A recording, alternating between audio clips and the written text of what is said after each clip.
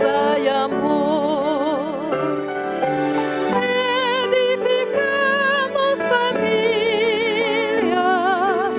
necesitamos del Señor. Él es el único que puede llenar nuestras vidas con amor. Compartimos sonrisas y alegría, nuestros sueños se vuelven realidad, las palabras de aprecio nunca faltan, si Jesús es el centro del hogar. Edificamos familias, necesitamos del Señor. Él es el único que puede llenar nuestras vidas con amor. Tu iglesia, Señor, es la familia que nos une, alienta y da valor, de distintas naciones y colores, pero todos con una misma fe. Edificamos familias, necesitamos del Señor. Él es el único que puede llenar nuestras vidas con amor.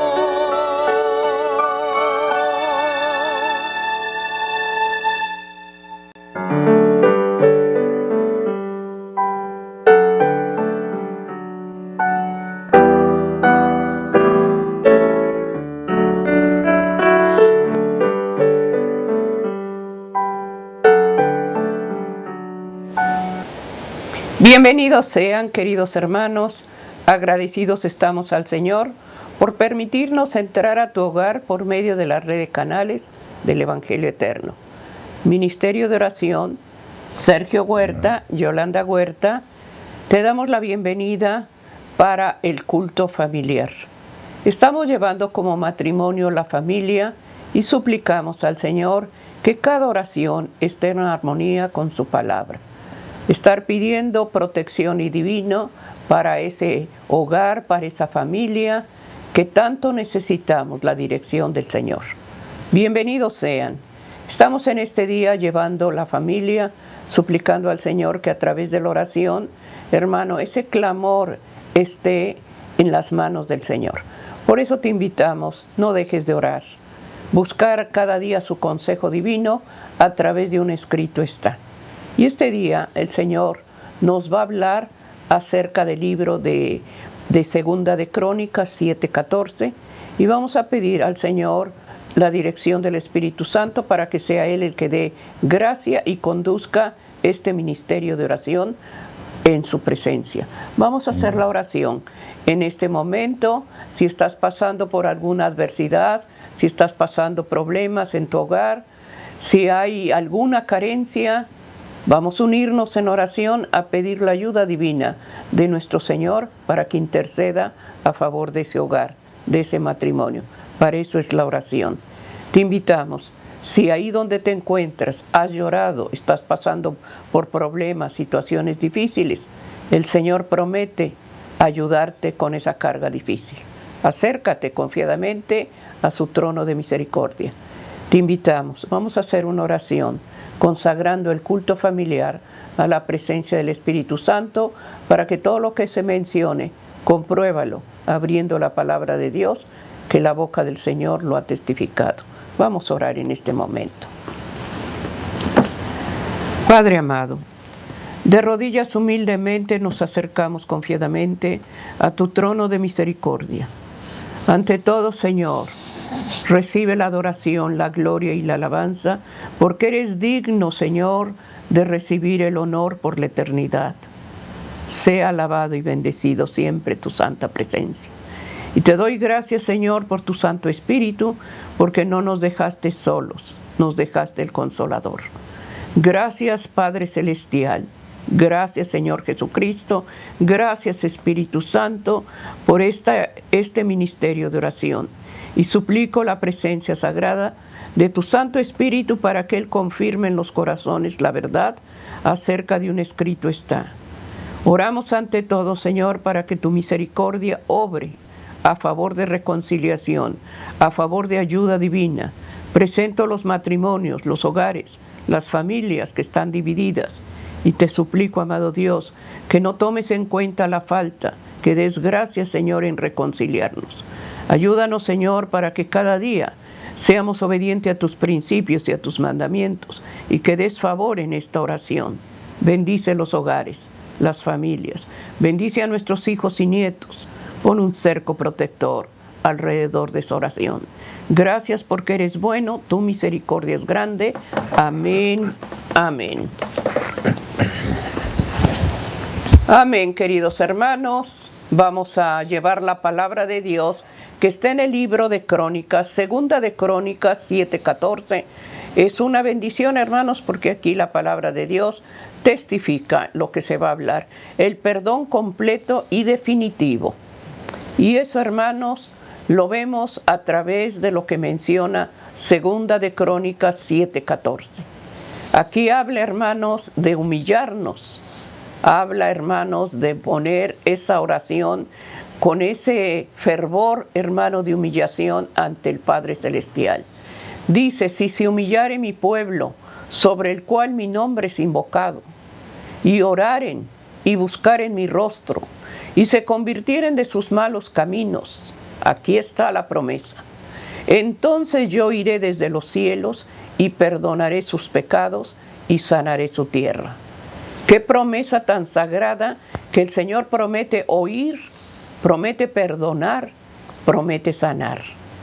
¿Cuántas oraciones se elevan suplicando que el Señor escuche ese ruego? Y aquí en Crónicas tú lo puedes comprobar, que Dios lo menciona y Él lo cumple. Por eso estamos llevando en este día el perdón completo y definitivo. Así se llama la reflexión de este día, y pidamos la presencia del Espíritu Santo que dé gracia, hermanos, en esta oración que se eleva con temor y temblor. Cerco, la meditación la vemos en este libro de segunda de Crónicas 7:14.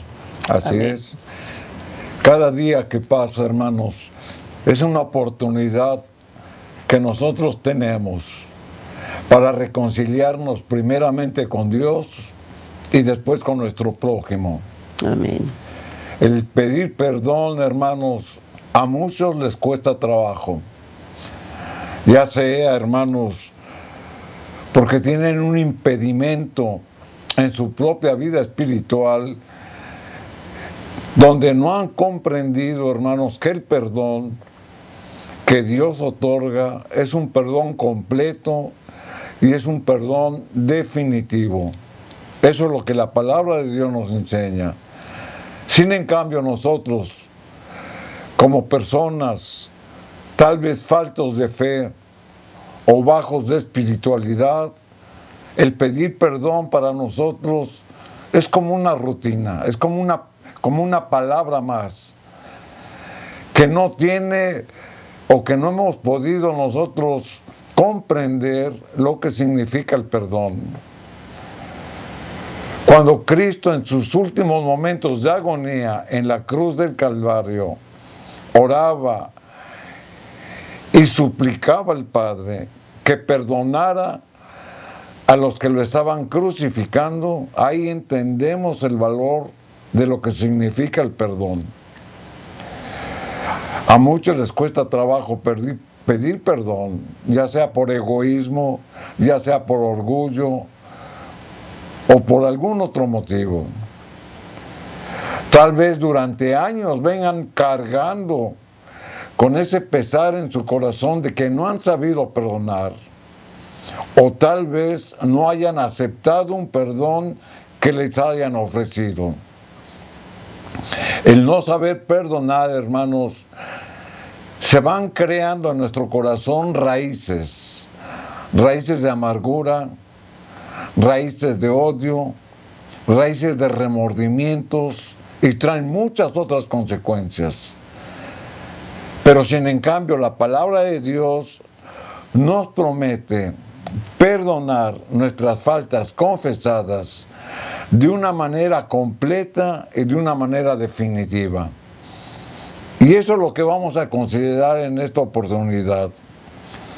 Pero también de esa misma manera que la Biblia nos enseña a que Dios perdona de una manera completa y definitiva, esa es la disposición que nosotros debemos de asumir cuando perdonamos, hacerlo de una manera completa y definitiva.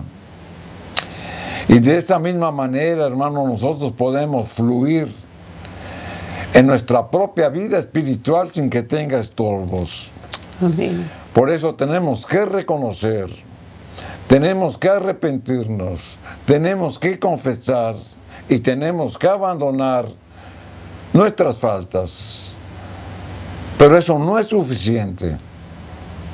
No es suficiente porque tenemos que reconciliar y restaurar la falta que hemos cometido. ¿Por qué? Porque hemos causado daños. Y eso es lo que la Biblia nos enseña.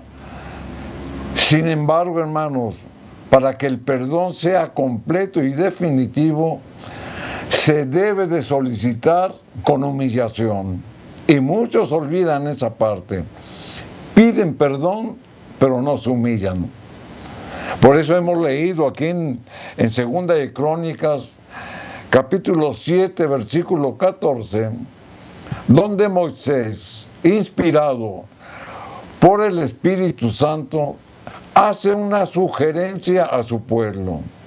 Recordemos que esta oración, hermanos, era parte de la oración que Salomón estaba dando en la consagración del templo sagrado de Dios, para santificarlo, para que su pueblo se allegara a la presencia de Dios en un lugar sagrado, pero lo tenían que hacer, hermanos, con reverencia y lo tenían que hacer con humillación. Segunda de Crónicas 7 y 14, la Escritura lo dice: si se humillare mi pueblo. En esta primera declaración, hermanos, es una recomendación, porque nos está dejando a nuestro libre albedrío en que nosotros tenemos que ser humildes delante de la presencia de Dios. Y cada uno de nosotros debemos de tomar esta sugerencia, hermanos, como parte integral de nuestra vida. Porque un hombre que no se humilla, hermanos, no reconoce su debilidad. Pero no nada más eso, sino que no reconoce el poder de Dios. Porque ante la presencia de Dios nos tenemos que humillar. Por eso la Escritura empieza con esta sugerencia, para que la reflexionemos y la analicemos. Si se humillare mi pueblo, es una decisión personal. Luego dice: sobre el cual mi nombre es invocado. Es decir, le está hablando a los creyentes, le está hablando a los que han confesado a Jehová como el creador del universo y como el único medio de su salvación. Y después dice: y oraren y buscaren mi rostro. Esta es la primera recomendación que la palabra de Dios nos está haciendo. La primera es humillación. Es decir, llegar y postrarme. Porque la humillación, eso quiere decir postrarme, caer de rodillas.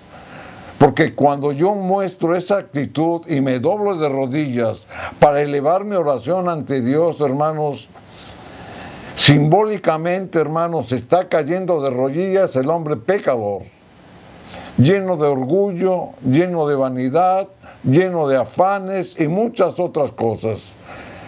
Y al doblar nuestras rodillas, porque estamos humillados, todas esas actitudes, hermanos, están cayendo a tierra. Y el hombre lo manifiesta como en un sentido de reverencia, de respeto, pero también de que él se rinde ante la presencia de Dios. Y todos sus defectos y todas sus faltas caen a tierra, el cual mi nombre es invocado, y oraren y buscaren mi rostro. El Señor es el único, hermanos, que perdona, y se convirtieren de sus malos caminos. Aquí la palabra de Dios, hermano, nos habla de la conversión. Un hombre que no está convertido es un hombre que no se humilla. Y por lo tanto, si un hombre que dice estar convertido y ora, pero no se humilla, entonces su oración no fluye. Porque la palabra de Dios nos lo está diciendo. Por eso que un hombre convertido, la conversión, hermano, no es otra cosa más que reconocer a Cristo como nuestro Señor y Salvador. Dejar de hacer lo que el Señor no acepta, es decir, dejar de pecar y caminar en una nueva vida de Cristo. Esa es la conversión, de que yo me comprometo a cambiar bajo la dirección de Dios.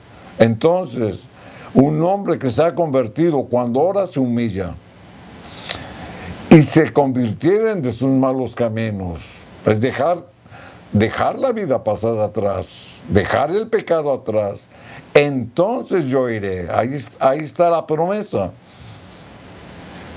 La conclusión que podemos sacar, hermanos, de esta recomendación y de este mandato y después de esta promesa está en que nos tenemos que humillar.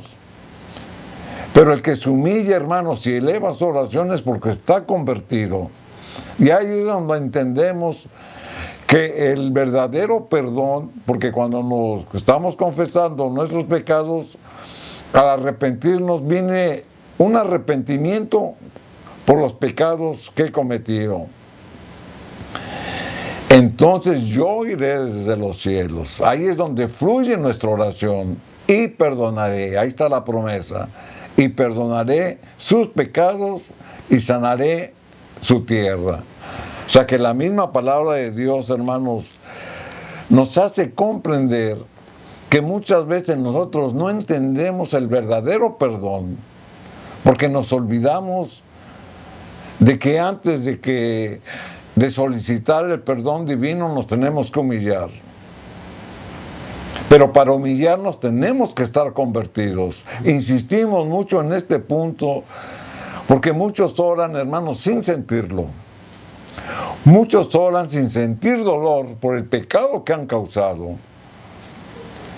Y el Señor, hermanos, para escuchar nuestra oración, necesita que nosotros lleguemos con un corazón quebrantado, humillado, convertido, arrepentido, confesando nuestras faltas, reconociendo que hemos pecado, restaurando el daño que hemos causado y lograr la reconciliación para que se vuelva a restaurar nuevamente, hermanos, la división que hemos causado. La misma palabra de Dios, hermanos, nos enseña, porque nos lo sugiere, que tenemos que volver a los caminos de Dios. Amén. Aquí en el libro de Ezequiel, en el capítulo 18 y versículo 30, la palabra de Dios lo dice. Por tanto, yo os juzgaré, dice la Escritura, a cada uno según sus caminos. O sea, el camino de la verdad o el camino de la mentira. ¿Sobre cuál camino estamos yendo? ¿El camino de la obediencia o el camino de la desobediencia? Oh casa de Israel, dice Jehová el Señor, convertíos. Y aquí nuevamente, hermanos, la Escritura nos enfatiza acerca de la conversión. Dejar, confesar, abandonar al hombre antiguo y restaurarnos con la ayuda de Dios a una nueva criatura. Por eso habla de la conversión, porque la conversión, como lo hemos leído, nos lleva a la humillación, Pero una verdadera conversión genuina también nos hace abandonar los caminos de maldad. Convertíos y apartaos de todas vuestras transgresiones, y no os será la iniquidad causa de ruina. O sea que un verdadero creyente en nuestro Creador cambia sus caminos cuando es convertido. Por eso aprende a humillarse, por eso aprende a orar, y por eso su oración sube a Dios, porque lo hemos leído, es una promesa. Entonces oiré, porque ya me convertí, porque ya me humillé, porque ya confesé mis pecados y mi oración fluye. Y sigue diciendo la palabra, y no os será la iniquidad causa de vuestra ruina. Pecados no confesados, pecados ocultos, son causa de la ruina del hombre. Porque espiritualmente, hermanos, están muertos. Aunque usted esté respirando, si no ha sabido perdonar, o si no ha sabido pedir perdón, es causa, como dice la Escritura, de ruina. Por eso, a la luz de la palabra, hermanos, la palabra perdón debe de ser comprendida de un aspecto completo y definitivo. Es lo que la Biblia nos enseña. Y luego la palabra de Dios, hermanos, cuando nosotros nos sometemos a la dirección divina, porque está escrito, entonces podemos tomar sus promesas. Amén. Y muchos toman las promesas sin considerar cuál debe ser su actitud cuando han sido convertidos. Aquí en 1 San Juan, en el capítulo 1 y el versículo número 9, la Escritura nos da esta promesa: si confesamos nuestros pecados. Aquí la palabra de Dios considera que ya somos convertidos, que en la confesión de nuestros pecados hay humillación, hay reverencia a Dios, hay respeto, donde he doblado mis rodillas. Si confesamos nuestros pecados, Él es fiel y justo para perdonar nuestros pecados y limpiarnos de toda maldad. O sea, muchos comprenden, hermanos, que el perdón de Dios es la confesión. Y sí, porque la Escritura lo dice. Pero sin en cambio, por lo que hemos leído en la Biblia, antes de la confesión, tenemos que reconocer que hemos cometido faltas. Antes de reconocerlas, tenemos que humillarnos delante de Dios. Pero también debe de haber un arrepentimiento antes de confesarlas. Y entonces sí, hermanos, puedo hacer valedera esta promesa en mi vida. Si confesamos nuestros pecados, aquí la Escritura ya nos está mostrando que el perdón es completo y definitivo. La misma palabra de Dios, hermanos, nos indica que solamente Dios es el único que perdona los pecados. Pero aquellos pecados que han mostrado arrepentimiento, que han demostrado reconocimiento, que han demostrado humillación o dolor por el pecado, pero también, hermanos, que han mostrado abandono del mismo pecado y buscar la reconciliación y la restauración. Y a muchos les cuesta trabajo restaurar su falta.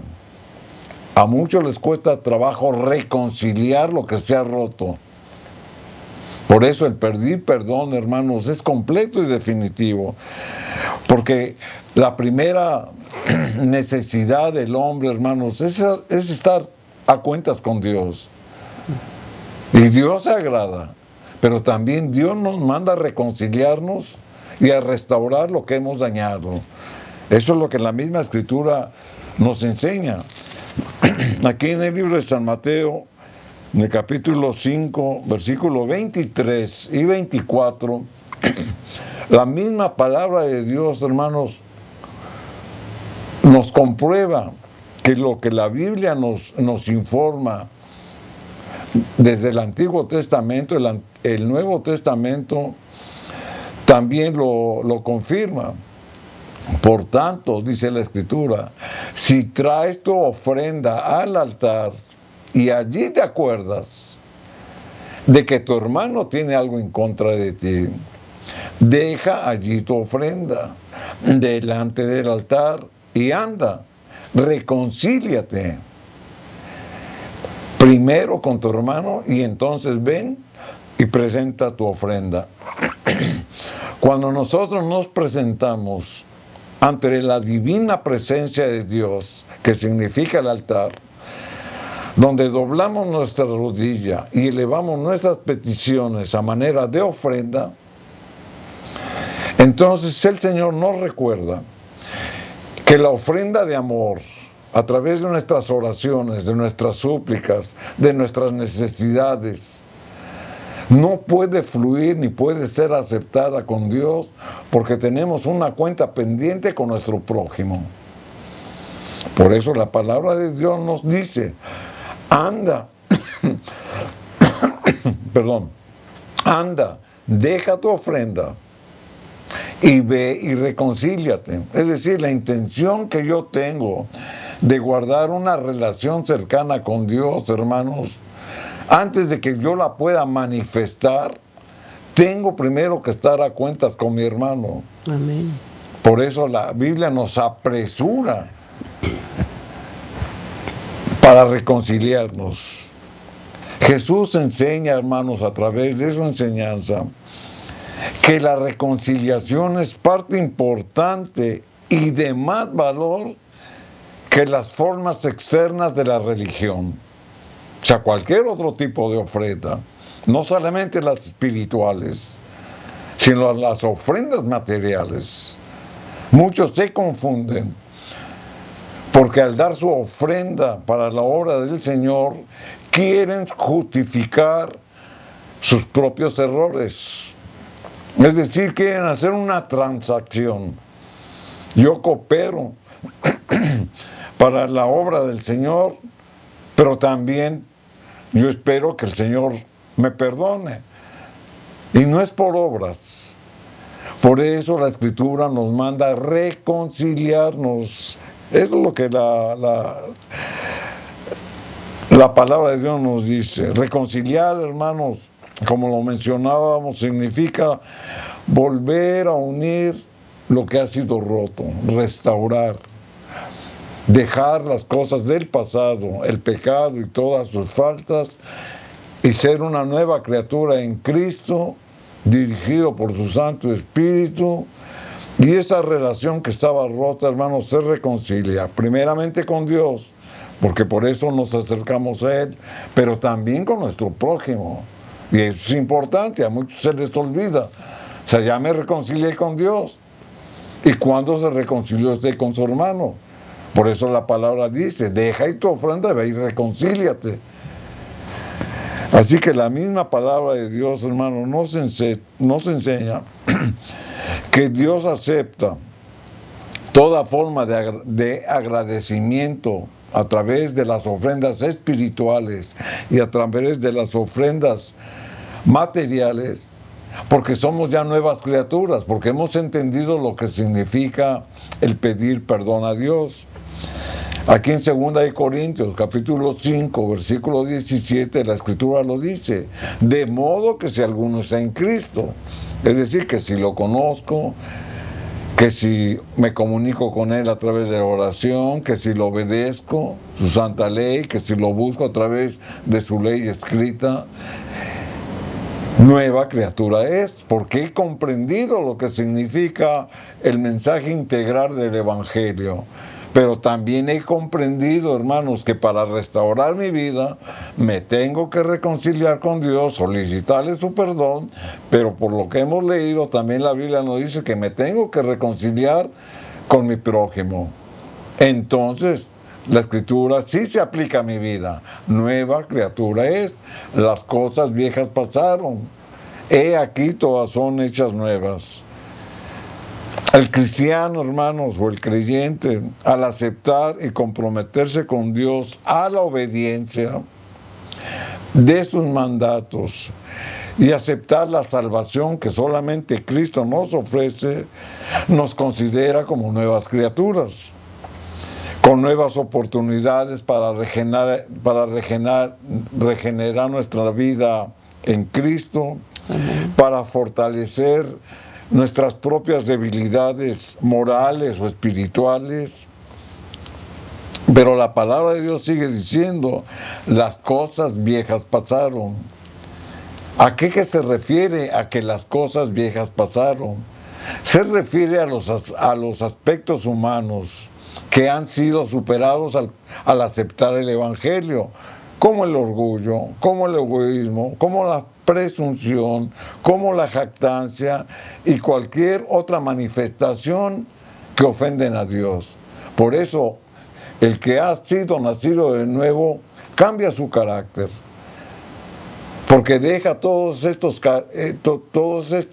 defectos que estorban: el orgullo, la vanidad, la jactancia, la pretensión y la forma incorrecta de vivir en el pasado, y el Espíritu Santo nos transforma en nuevas criaturas. Pero ahora bien, aquí hay confusión respecto a esta promesa: las cosas viejas pasaron. Si por errores del pasado hemos dañado, hemos ofendido, hemos maltratado, hemos robado, hemos defraudado, hemos rechazado, hemos lastimado a alguien más, y hayan sido motivos de que una relación se haya rota, ahora, ¿cómo nos decimos que somos nuevas criaturas en Cristo si no nos hemos reconciliado? ¿Cómo decimos que las cosas viejas pasaron cuando no hemos buscado a aquel que ofendimos y pedirle perdón? Muchos dejan pasar eso: ya soy nueva criatura, ya las cosas viejas pasaron, porque dice la Escritura, y me olvido del mal o del daño que hice. Y así no es. Porque para que yo sea una nueva criatura, debo de entender lo que hemos leído por su palabra, pero también debo de hacerlo. Si yo he causado un daño a alguien en el pasado, lo tengo que restaurar y lo tengo que reconciliar. Por lo tanto, si nos consideramos nuevas criaturas en Cristo, debemos de reparar, restaurar, restituir, reconciliar lo dañado, a la medida de las circunstancias. Moisés, hermanos, instruido por Dios, registra como norma de justicia la ley de la restitución. Y hablamos, hermanos, de la restauración, restitución y abandono de las faltas, porque eso es parte integral del perdón. No solamente es pedir perdón, sino comprender todo lo que implica, hermanos, pedir perdón o conceder el perdón. Muchos no restituyen ni restauran lo que dañaron, porque no han sabido perdonar o porque no han aceptado un perdón. Por eso la Escritura nos los muestra aquí en el libro de Números, en el capítulo 5 y el versículo número 6. Número 5, versículo 6, la Escritura dice: di a los hijos de Israel. ¿Quién está hablando? Moisés, por inspiración de Jehová. El hombre o la mujer que cometiere alguno de todos los pecados con que los hombres prevarican contra Jehová y delinquen. Aquí no está dando una advertencia, y está hablando de todos aquellos que por algún motivo han pecado de alguna manera. El pecado del hombre, hermanos, hacia Dios es cuando infringimos su ley, cuando rompemos con su ley moral y su ley escrita, estamos pecando en contra de Dios. Pero cuando el hombre o la mujer pecan contra el hombre o contra la mujer, pecan contra Dios. Y esto demanda una restitución a favor de la persona afectada. Por eso, Moisés dio esta ley de la restitución, porque era parte del perdón, restituir el daño que causamos. Y cuando pido perdón es porque ya me puse cuentas, porque ya restauré el daño que causé.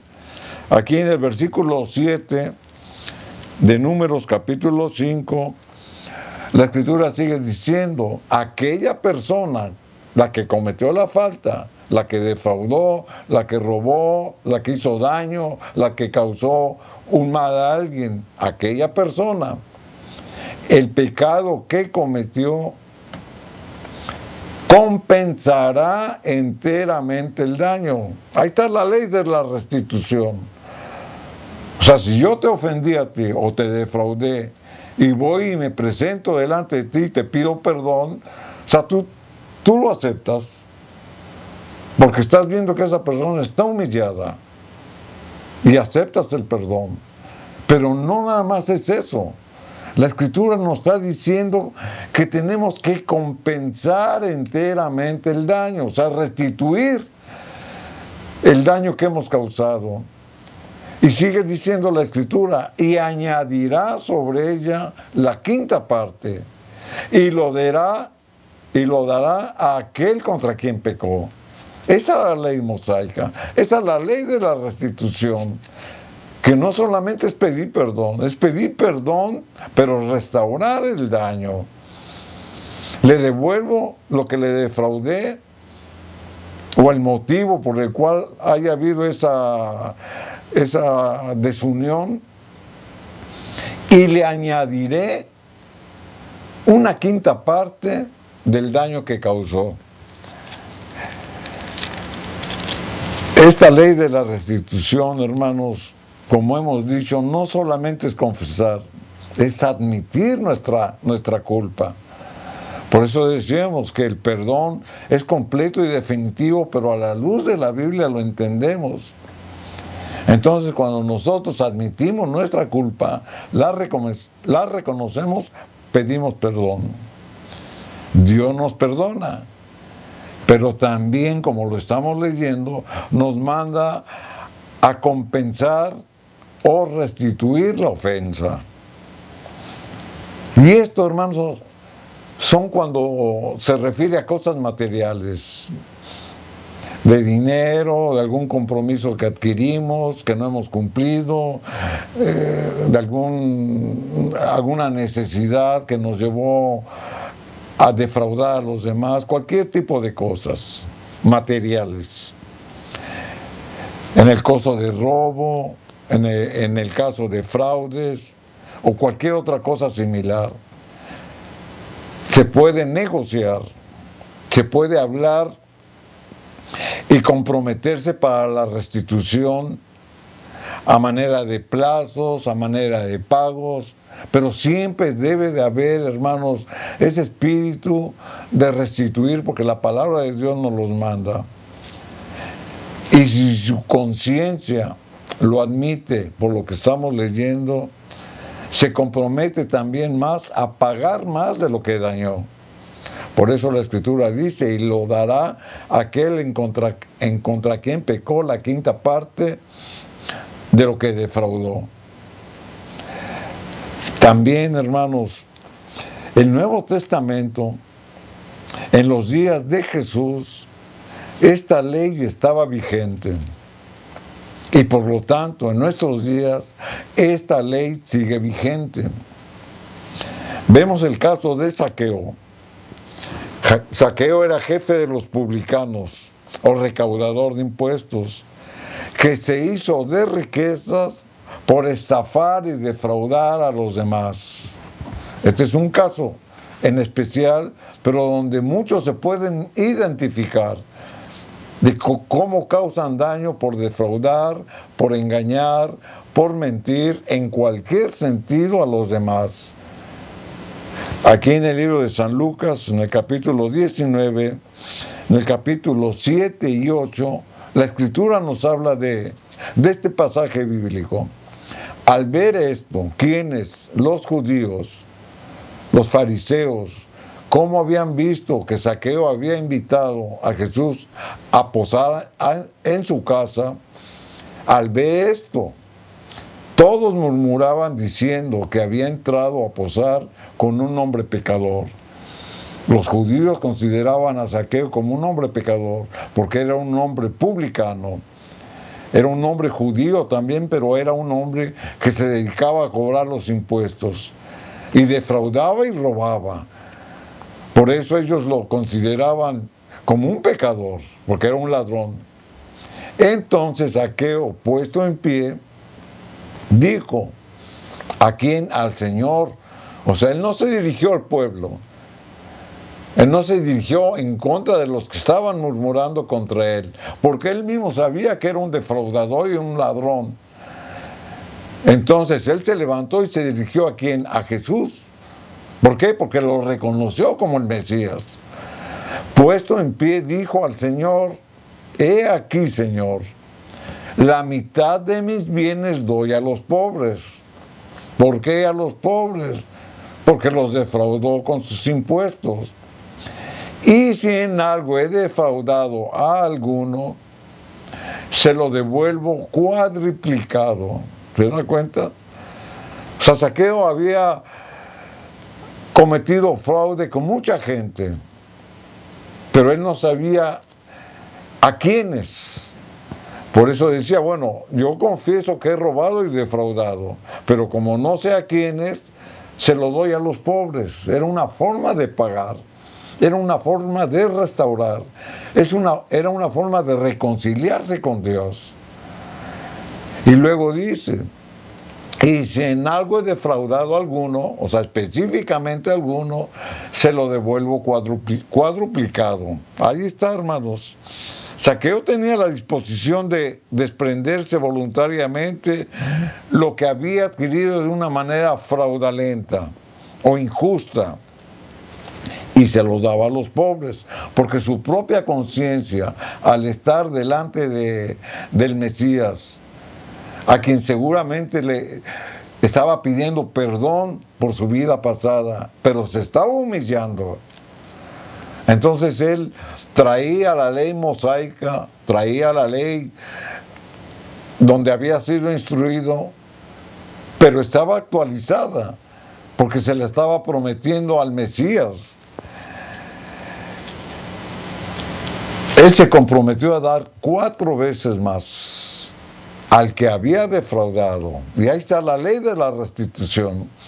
O sea que la propia palabra, tanto el Antiguo como el Nuevo Testamento, nos dicen que para que nuestro perdón sea completo y definitivo, también tenemos que considerar primero el humillarnos, como ya lo hemos leído, pero también, hermanos, cuando nos acerquemos a Dios, dejemos nuestra ofrenda en el altar, porque así está escrito, y tenemos que buscar la reconciliación, pero también tenemos que buscar la restauración, la compensación de lo que hemos defraudado para estar bien delante de Dios.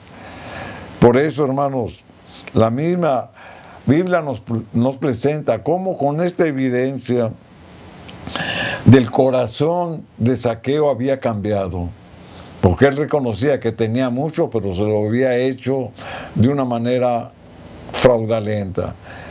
Y cuando se reconcilia con Dios y pide perdón, hermanos, él se compromete a restaurar lo que había robado, porque era ¿qué? Una nueva criatura. Entonces sí comprendemos qué es ser una nueva criatura.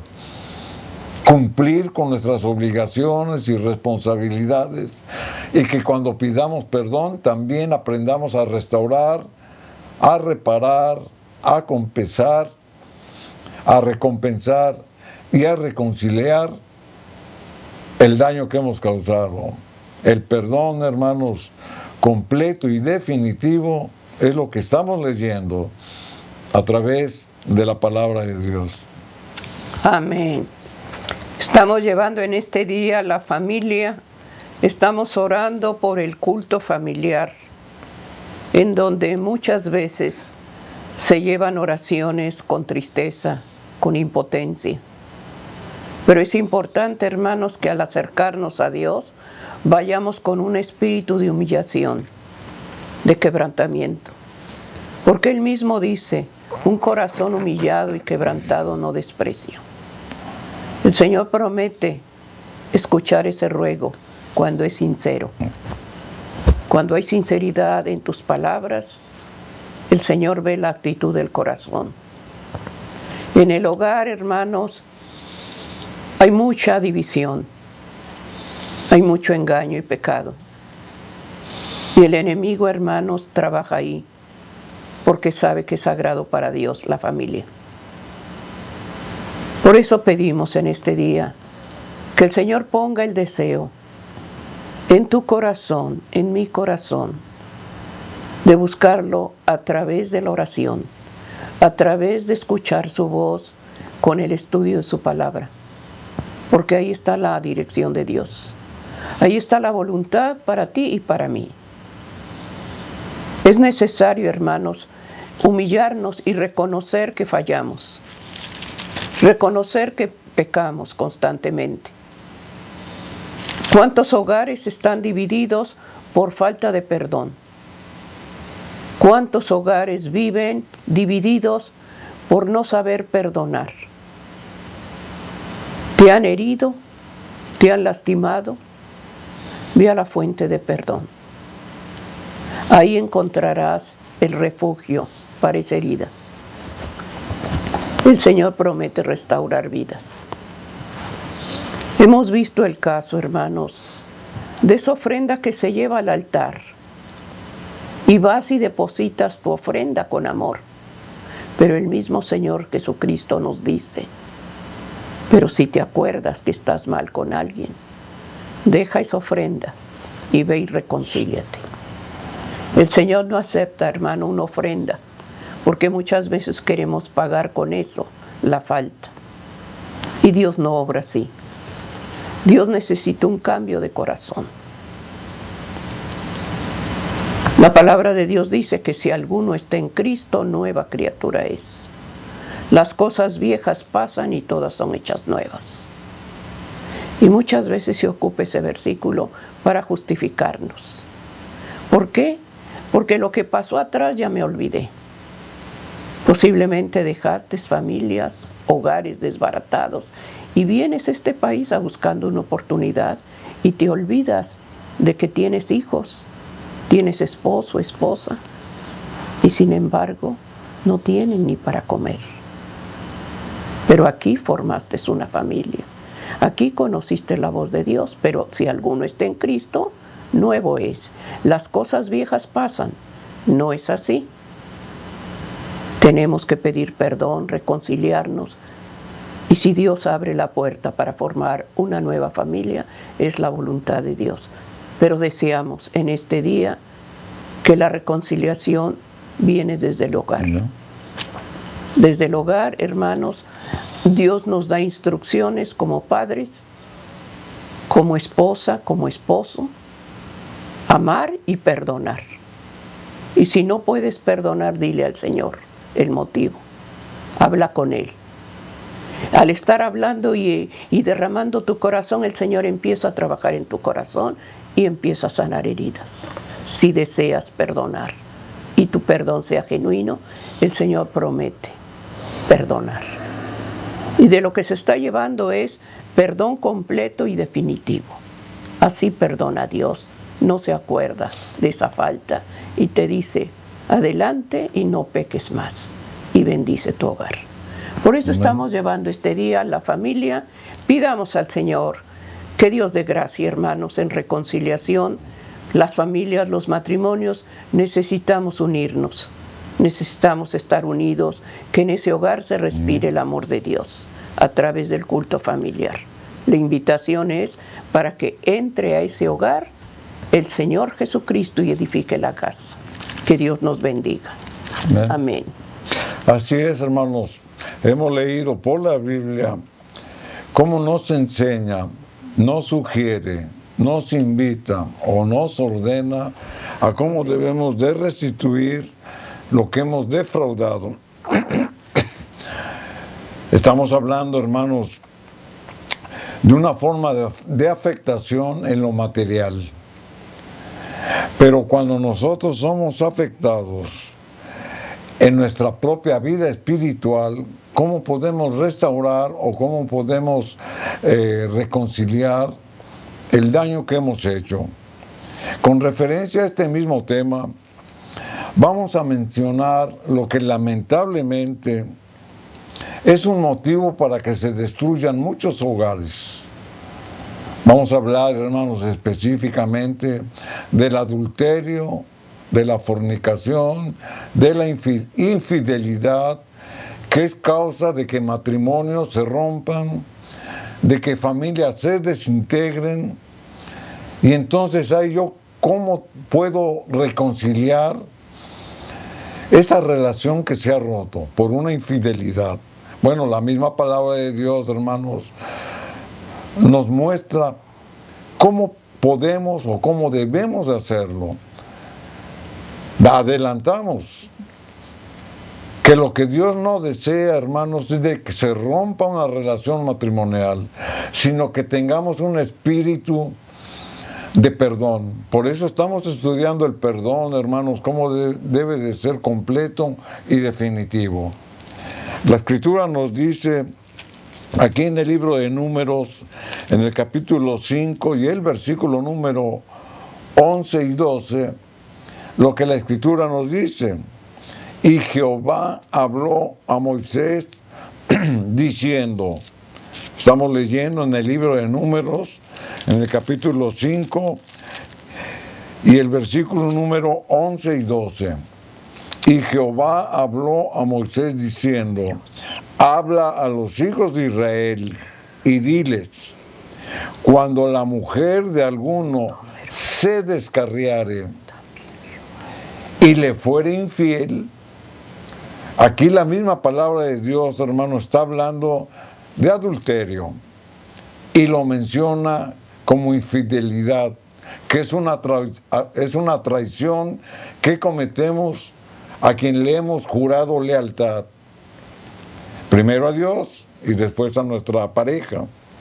Por eso este delito de infidelidad, hermanos, era un delito perverso.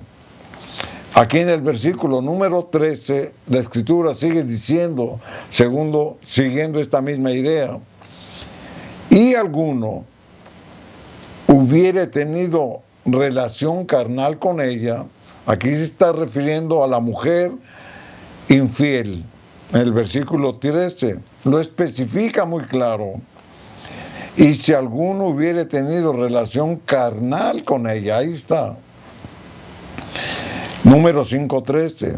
Y su marido no lo hubiese visto por haberse ella emancillado ocultamente, y no hubiere testigos contra ella, ni ella habría sido tomada en el acto. Aquí no está diciendo que es una infidelidad, hermanos, pero que no tenía testigos. Que para quien había cometido la infidelidad era algo oculto, que no se sabía, porque nadie los había visto, porque nadie se había enterado. Pero la ley decía que había una paga para el adúltero y la adúltera. Por eso permanecía en oculto, por eso no la confesaban. Pero ¿cuál era esa paga? Bueno, la misma Biblia nos lo dice. Aquí en Levíticos capítulo 20 y el versículo número 10, la Escritura dice, y el hombre, aquí ya se refiere al hombre, Levíticos capítulo 20, versículo 10, y el hombre que cometiere adulterio con la esposa de otro hombre, el adúltero y la adúltera indefectiblemente serán muertos. Esa era la paga, esa era la ley. Este pecado, hermanos, es perverso, siempre ha sido un pecado perverso. Y además de perverso, es un pecado vergonzoso. Por eso el castigo es generalmente la pena de muerte. O sea que la ley era estricta, porque era un castigo como lo dijimos, perverso y vergonzoso. Sin en cambio, hermanos, en el tiempo presente ya no hay pena de muerte para el hombre o la mujer que son infieles, pero sería lo que conocemos como el divorcio, que es una muerte espiritual. Y el divorcio es la única manera que Dios aprueba en la disolución del casamiento, pero por un motivo. Y esto, hermanos, es lo que vamos a leer. En cierta ocasión, hermanos, para aclarar este punto, en cierta ocasión, los fariseos le preguntan a Jesús para tentarle: ¿es lícito al hombre repudiar, o sea, rechazar a su esposa por cualquier causa? Ellos se estaban refiriendo a abandonarla. ¿Qué les responde Jesús? Obviamente se estaban refiriendo al divorcio, al separarla, al rechazarla. Por eso le preguntaban: ¿es lícito que por cualquier motivo el hombre rechace a su mujer? Pero ¿qué contesta Jesús? Aquí en San Mateo, capítulo 19, el versículo 5 y 6, vemos la respuesta de Jesús a este cuestionamiento que le hacían los fariseos para tentarle.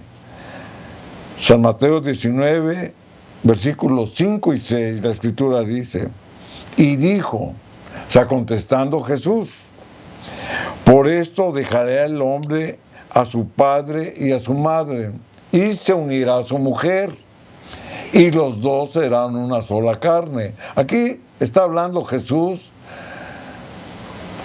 de cómo el matrimonio fue aceptado por Dios desde un principio. Está hablando del matrimonio.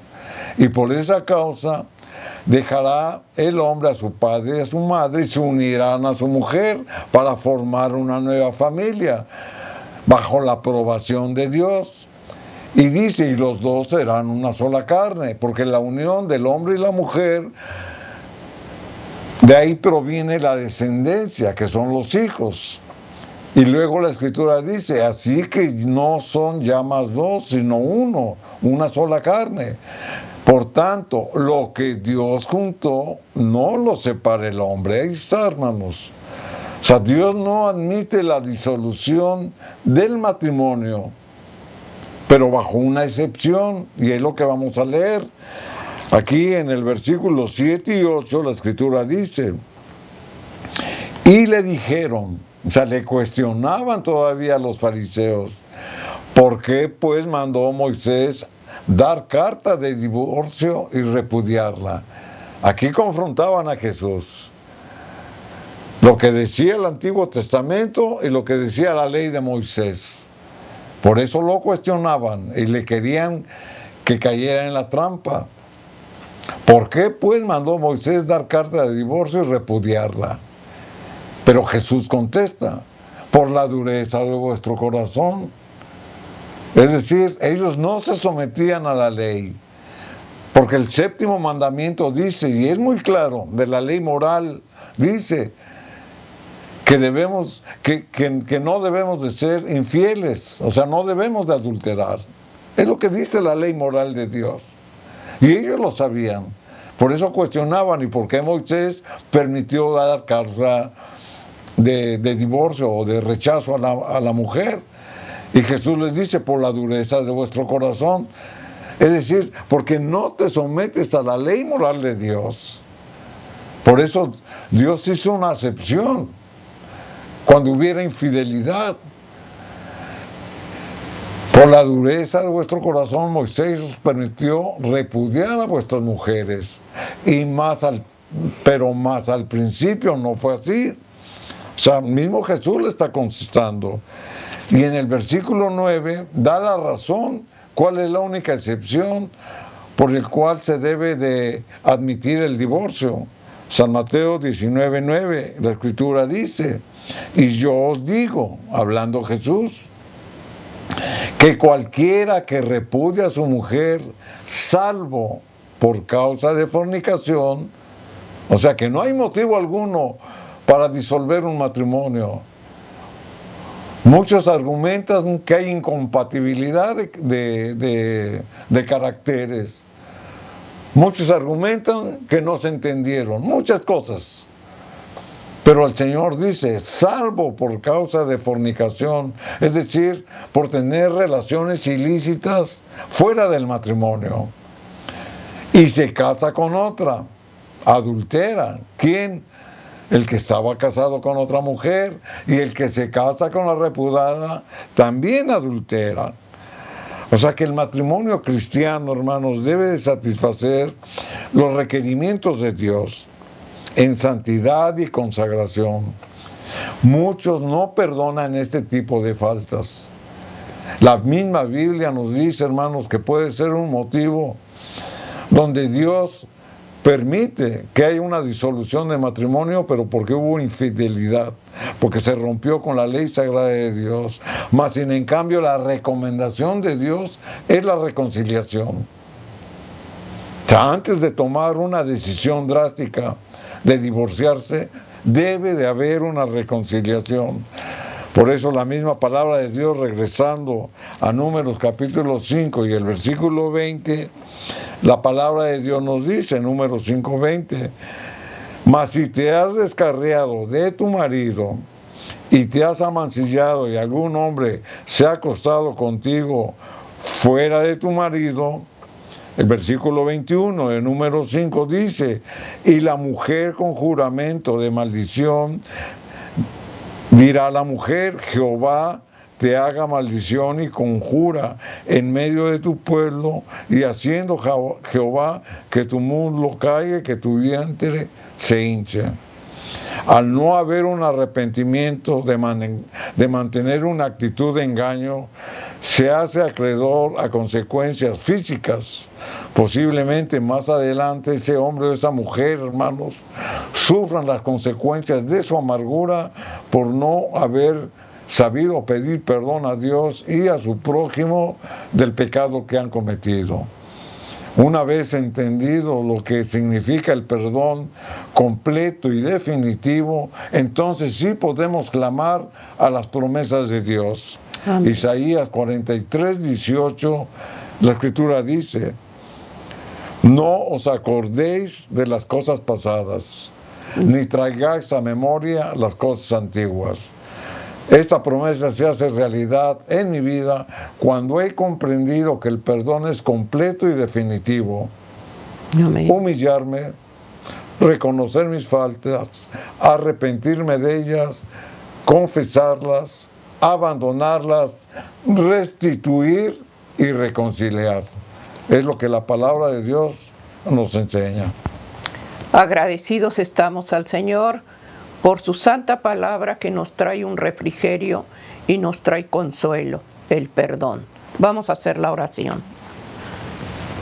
Te doy gracias, Señor, por tu santa palabra. Oramos ante todo, Señor, con humillación y quebrantamiento, y rogamos que cada día nos ayudes a entender. Da favor, Señor, en el entendimiento, para que podamos mirar y comprender lo sagrado que es el matrimonio. Te pido humildemente tu bendición, la reconciliación de todos, la salvación. Y rogamos que tú bendigas, Señor, los hogares, las familias, y que des consuelo en aquel que ha llorado. Te pido tu bendición para cada uno de nosotros. Amén, amén. Amén, queridos hermanos, agradecidos estamos al Señor por su fidelidad, su misericordia. Que la paz del Señor esté en cada uno de nosotros y que cada día, hermanos, llevemos la palabra de Dios como fundamento en nuestro hogar. Bendiciones. Amén.